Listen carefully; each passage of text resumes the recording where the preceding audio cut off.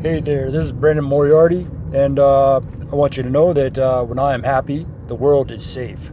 When I am successful and focused in on everyone's national and spiritual and technological and every sort of problem, that the world is then safe. You must understand that I have some pain. Okay, it's sort of like the hands of Jesus. Okay, my hands and my neck and my tone, my emotion, my heart, body, and soul. Okay, it's a slow pain, but if I can occasionally have some pain medication, as little as once a week. The famous people are safe.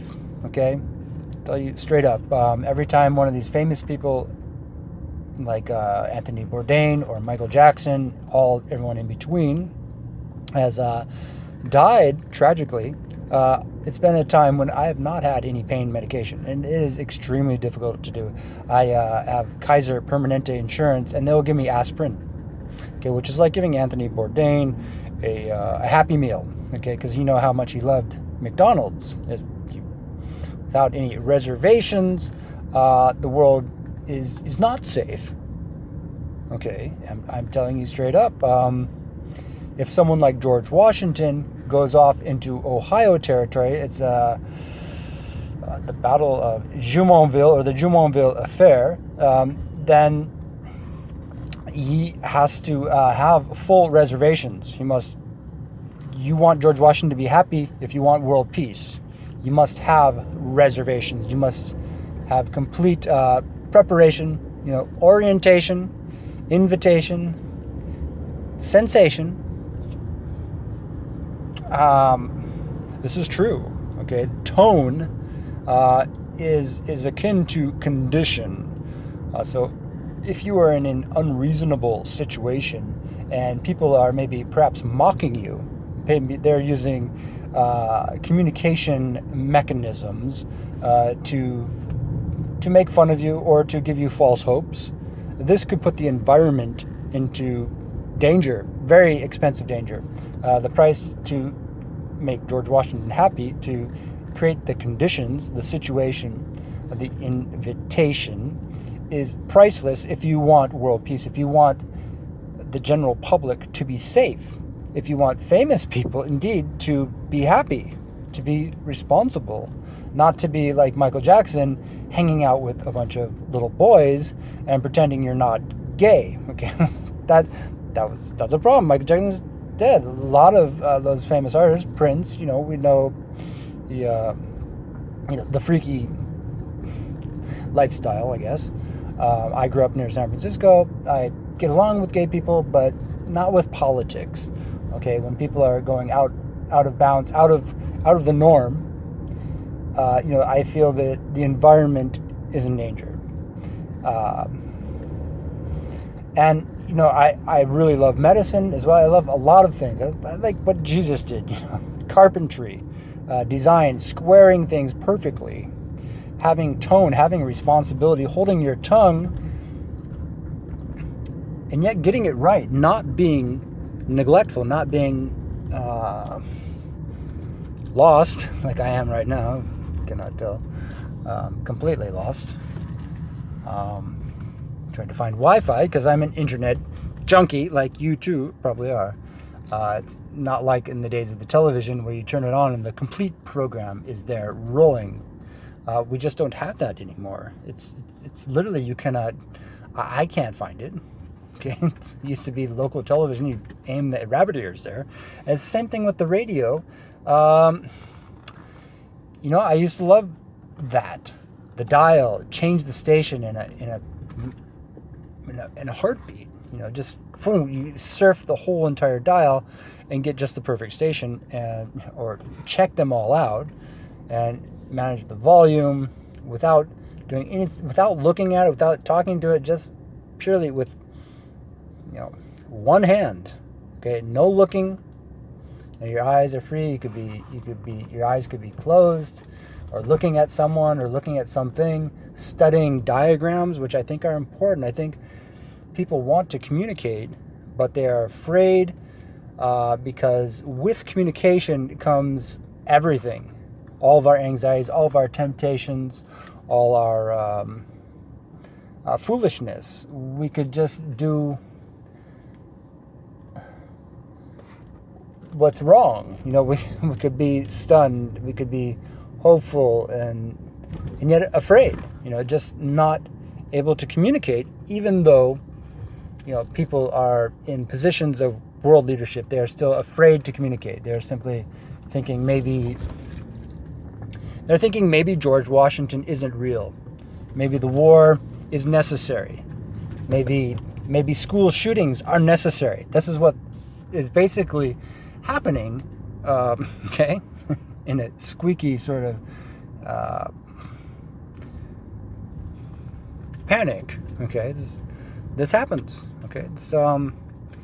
People don't know what to do. Okay? Technology should be able to actually tell us very specifically the one in a million, the George Washington, not to send him out there on Dawn's highway into an uncertain situation, which world peace is depending upon. Okay, and how do you decide this? This is the most interesting thing of all, the fascinating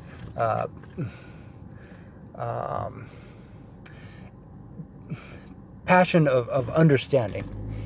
For global warming, for world peace, all this, it is literally about finding the most intelligent people. These are the ones who we trust, who we can trust, and not just intelligent, but compassionate and normative. So this is like someone who is like the people they are trying to help foremost, but also being able to help others, okay, absolutely. But you must first solidify, realize the normality. Okay, you've got to. Okay, otherwise, without that, everything else could be fake. You could have fake morality. You could, just using the words. If you do not have scientific backup, okay, I don't mean artful sort of exuberations, but real direction. Okay, 'cause I don't know where I'm going. I am literally, I've been trying my whole life to point this out, that if someone is lost, that the whole world could be sad, and the whole world could glamorize the reality of being lost. Okay, it could become a horrible game. Okay, and all you have to do is have the winner be a winner.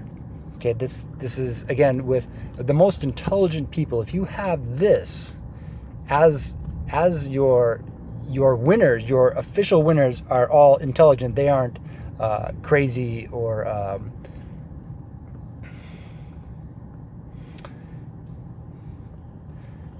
people who are capable, truly capable of understanding, explaining, being there. That's what's going to save the world. Climate change. Okay, this is the most extreme example, which I will tell you, everyone will understand this. If the most intelligent people are doing all the important things, we're going to have a perfect world. Okay, and I mean important things. I don't mean just fun things. I mean everyone doing fun things, witnessing the fun. You turn on the television and you see a superhero, not a fake one, not like Superman, not like, oh, I'm flying, I must be on drugs. Oh, are there any, there are some fundamental equations here, okay, about who you are associating with and how people will react to that if you are a real person versus the mythological made up character, versus the actual inspiration. And all ideas have original inspiration. Okay, there is some dinosaur creatures from Antarctica that came out about 20 years ago, and they were bizarre creatures. They drew them out as they would have been in life from their skeletons. And I was like, oh my God, that's like the extreme of creativity, of the most fantastic creature that you could imagine from another planet. But no, it is all specifically, truly, and only on this planet. That's that's the reality. That's the reality. So if we're going to have world peace, you have to have the real characters in the right place. And they are going to set the example of what is possible and why it is possible. That is the most important thing, okay? We will solve all of the riddles if we simply have our heroes in reality trying things out and showing us. Because just seeing it happen, that's enough, okay? You don't have to eat everything. You can watch someone else sample it and go, oh, I understand, and not become a degenerative civilization. That's very important. Thank you very much.